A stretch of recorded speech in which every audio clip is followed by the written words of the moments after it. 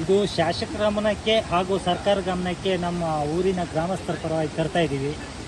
ಇದು ಮೊದಲೇನಲ್ಲ, ಹಿಂದಿನ ಸರಿನೂ ನಾವು TV ಮಾಧ್ಯಮದವ್ರನ್ನೆಲ್ಲ ಕರೆಸಿ ಇದೇ ರೀತಿ ಒಂದು ಪ್ರತಿಭಟನೆ ಮಾಡಿದ್ದು. ಆದರೆ ಈ ಊರಿಗೆ ಯಾರೂ ಸ್ಪಂದಿಸ್ತಾ ಇಲ್ಲ, ಅದೇ ಬೇಜಾರು.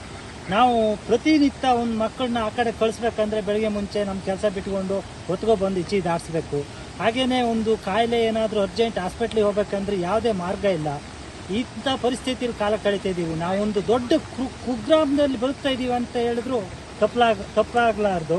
ಹಿಂದಿನ ಸರಿ ಜಾರ್ಜ್ ಅವರು ಹಾಗೆ ನಮ್ಮ ಶಾಸಕರು ಎಲ್ಲ ಬಂದು ತುಂಬ ಭರವಸೆ ಕೊಟ್ಟಿದ್ರು. ಆದರೆ ಇದುವರೆಗೂ ಅದು ನೆರವೇರಿಸಿಲ್ಲ. ಇನ್ನು ಮುಂದೆ ಆದರೂ ಆದಷ್ಟು ಬೇಗ ಈ ಸೇತುವೆಯನ್ನು ಮಾಡಿಕೊಡಿ. ಹಾಗೂ ಮುಂದೆ ಈ ರೋಡಲ್ಲಿ ಓಡಾಡೋಗೂ ಇಲ್ಲ. ನಾವು ಬಾಳೆ ಮರ ನೆಟ್ಟು ಪ್ರತಿಭಟನೆ ಮಾಡೋಣ ಅಂತ ಇದ್ದು, ಆದರೆ ಒಂದೇ ಸರಿ ಬೇಡ ಅಂತ ಹೇಳಿ ಸುಮ್ಮನೆ ಇದ್ದೀವಿ. ಇಂಥ ಪರಿಸ್ಥಿತಿ ನಾವು ಈ ಒಂದು ಇದರಲ್ಲಿ ಕಾಲ ಕಳೀತಾ ಇದ್ದೀವಿ ಅಂದ್ರೆ ಇದು ನಿಜವಾಗ್ಲೂ ನಾವು ಏನು ಹೇಳ್ಬೇಕಂತಾನೆ ಗೊತ್ತಾಗ್ತಾ ಇಲ್ಲ. ಹಾಗೆ ಇದು ಹೀಗೆ ಹೇಳ್ದಂಗೆ ಇನ್ನು ಮುಂದೆ ಈ ಥರ ಉಗ್ರ ಹೋರಾಟಕ್ಕೆ ನಿಲ್ಲಬೇಕಾಗುತ್ತೆ. ಹಾಗೆ ನಾವು ಓಟನ್ನು ಬಹಿಷ್ಕಾರ ಮಾಡಬೇಕಾದ ಪರಿಸ್ಥಿತಿ ಬರುತ್ತೆ. ಮುಂದೆ ಆದರೂ ಎಚ್ಚೆತ್ತು ಆದಷ್ಟು ಬೇಗ ಈ ಸೇತುವೆನೋ ಹಾಗೂ ಈ ರೋಡನ್ನು ಮಾಡಿಸ್ಕೊಡ್ಬೇಕಂತ ತಮ್ಮಲ್ಲಿ ಕಳಕಳಿಯಿಂದ ಕೇಳ್ಕೊಳ್ತೀವಿ.